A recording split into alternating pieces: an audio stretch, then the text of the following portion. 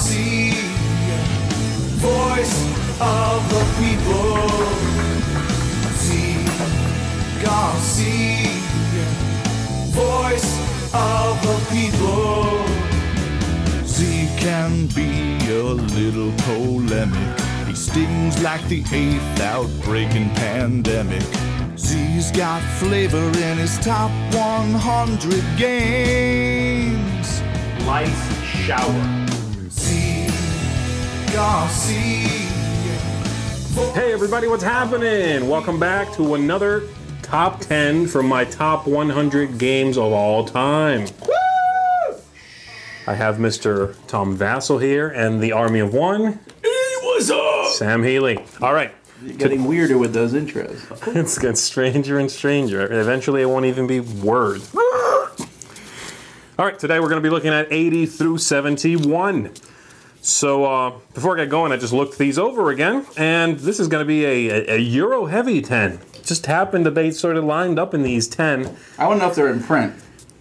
We'll deal with that on a per game basis. How about that? Let's Are there do any cooperative ones? That means no. I don't think so. Oh, I'm not going to follow through my prediction. All right, here we go.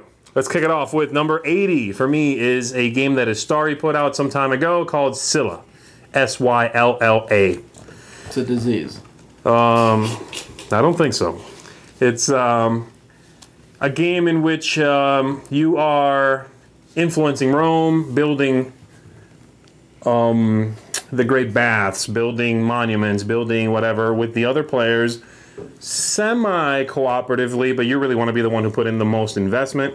You have characters that you can use to influence what happens. You can buy buildings. This is basically one of those games, definitely a Euro game, that sort of takes everything and throws it at the wall and sees what sticks. But in this one, for me, everything sticks. And I really like it. I think it's a great game. I think it's underappreciated. And I don't know. I feel like no one really plays it. I've never played it. Really? I thought we have played it once. A long time. I don't feel like we did. If we did, it was obviously extremely forgettable. Yes. Yeah. It's a game from Dominic Earhart, who is the same guy who did Condottiere. And I like his designs a lot, actually. So that's my number 80, Sylla. I think that's how you say that. Sylla or Sylla. Sylla, I think. Sylla! All right, go ahead. Sylla. Number 79 for me is Stefan Feld. Aw, Stefan Feld. Trajan. It is not Trajan. It is Notre Dame. Or Notre Dame. Ooh, you love this game. Notre Dame, again, hero. It's just about mid, slightly above that maybe. And it takes like 45 minutes. Some card drafting, some gathering cubes and using them effectively. It sounds boring, but man, it just does its job really well for me. Lots and lots. That's right. You got to watch out for the rats. I think the rats actually ruin the game for me. Oh, I think the rats are great, and they don't hurt you that much. They can. No, I mean if you really ignore it, maybe, but it's not as punishing as another game we might be hearing about later. Oh, are you kidding me? So my 79 Notre Dame. I think this is in print. Is this in I print? don't even know you anymore. I think it's in print. I don't think it is. Anyway, if you've never played it and you like Stefan Feld, go back and check out some of his older games. I feel like this crazy cult of the new stuff is ignoring some great games he put out before. Notre Dame. It's kind of funny because I think that his newer stuff's better. Trajan and that, I'd rather play those than Notre Dame any day. No. All right. Number 78 is the newest one on this top 10, I'm pretty sure. It is. And it is right there, Lewis and Clark. Lewis Really? and Clark. Yep. Really? With 5 players? No, with 2. Maybe 3. That's it. But with 2 or 3, it is an awesome game. I love the mechanisms in the game. Feel fresh to me. They feel new. I love the theme. The artwork is magnificent.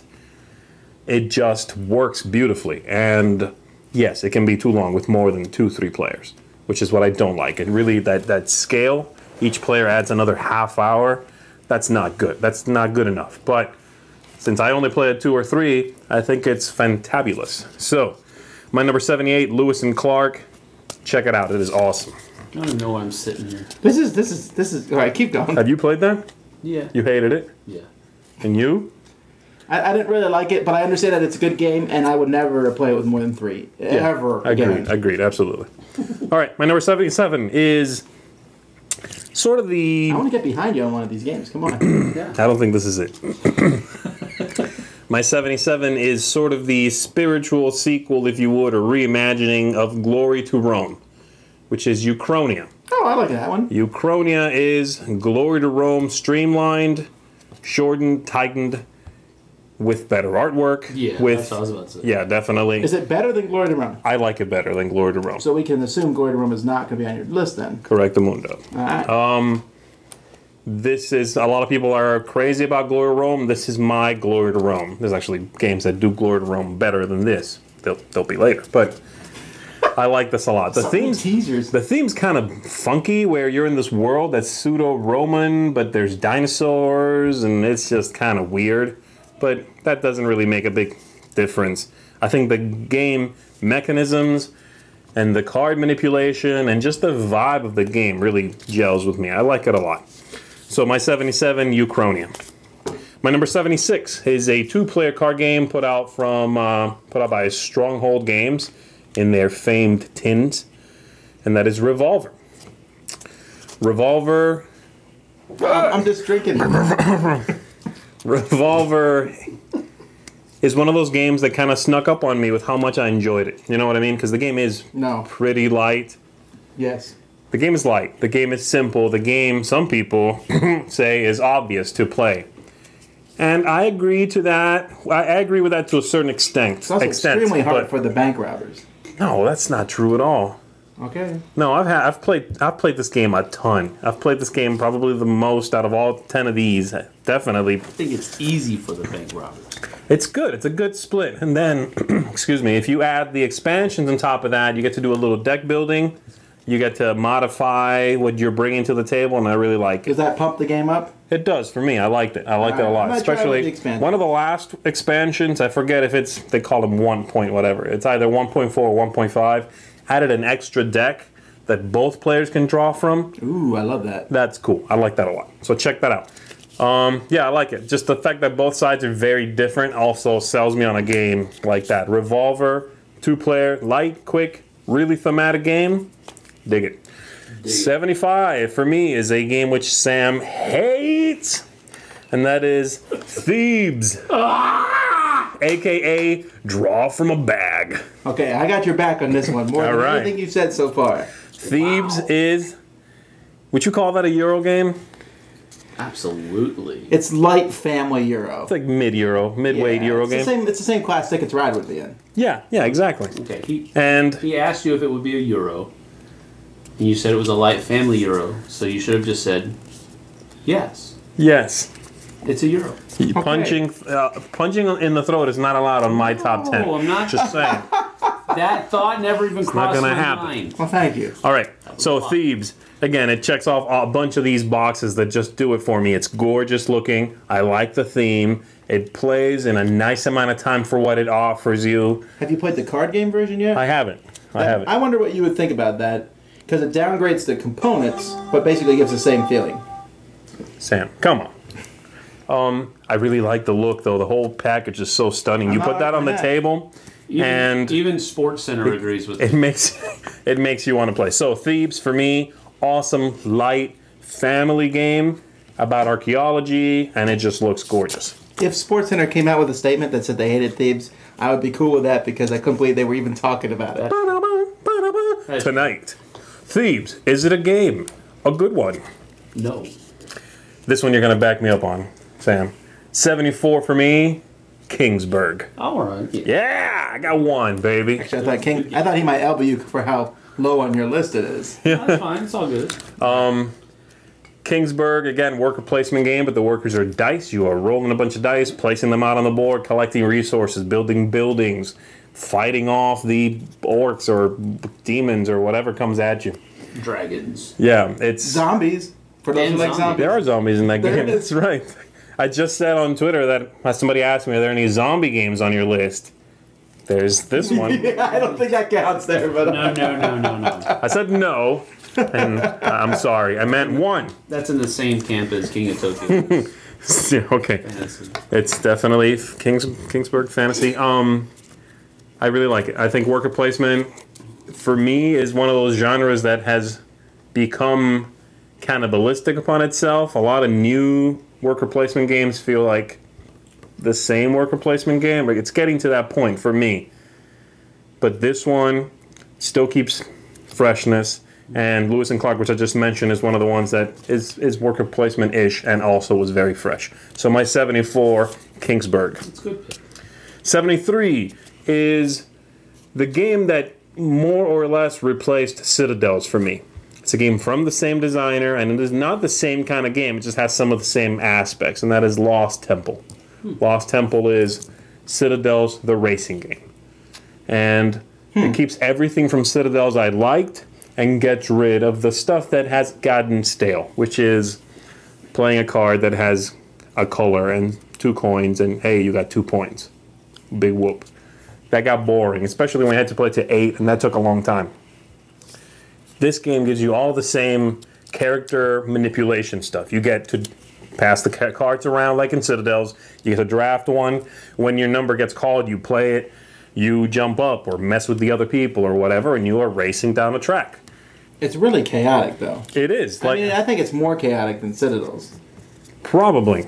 Okay. Yeah, and that's okay. I like it. I think, again, I'm a fan of racing games anyway, and this one I like a lot because it took a racing game and added Citadels on it, and that's, I think that's awesome. So, my 73, Lost Temple. My 72 is a game from the illustrious Antoine Boza, and that is Takenoko. Takenoko. Why is that? Why were you laughing then? We both like that game. Yeah, I was laughing at. I'm looking at the time. Calm down. Sam gets on us. Tom gets on us. It's too long. Your video's too long. I'm going fast. Takenoko. Again, it's in that same category as Thebes. Ticket to Ride. It's that mid-weight Euro, which is the sweet spot for Euros for me. And it's gorgeous, and the strategies make sense, and it's easy to play. You can get just about anybody to... You set this game up and show them the cool bits and tell them kind of how it goes. People will come along and play. Unless you set up the deluxe version. And then they play and go, this is awesome. Can I get this? Sure. I need $300. Yeah. And your child. This game is much, much, much better than Thebes, though. You think so? Well, he did put it higher in his list than Thebes. Yeah, he did. It's, so it's that's fine. 4 better? My word. It's so much That's better. maths for you. 4 better. Takenoko, awesome game. Check out if you haven't. The regular one is fine. You don't need $300. No, you don't. Yeah, you don't. It's awesome, but you don't need it. You don't need it. And then lastly, for this top 10, but certainly not leastly, 71 is the other Feld in this top 10 in the year of the dragon. The year of the depressing game because nothing ever goes right for anybody. Look, I just bought a guy. Oh, he's dead. Hey, I'm about to make a... Oh, they attacked me and everyone's been wiped out. Look at this palace. Oh, it just decayed. My palace is breaking. How is that fun? The game. That's too long, really, a title, but that should be it. I like In the Year of the Dragon a lot. I think it's actually, obviously, a better game than Notre Dame. It took some of the same aspects. It's like Stefan Feld went home and thought about, the rats thing is interesting. I'm going to make a game where it's just that. It's just everything hurts you. Everything's mean, no matter what you do. At the end of each month in the 12 rounds, something bad's going to happen, and you have to prepare for that. I think it's brilliant. I think it's a great Euro game. Again, does not get that much attention these days because, hey, it's not new. But if you've never played In the Year of the Dragon and you like Stefan Feld and you like Euros, you have to play this game. Whatever, it's mean, yes, but it's equally mean to everyone. It's a game about struggling against the game. I like it. I like it a lot. Equal opportunity meanness. Equal opportunity hate. All right, so there you go. That is my 80 through 71 Euro heavy. I don't know if the next 10 will I don't know be... if people are going to know you after this. That was Who is pretty... that guy? Why is it pandemic? I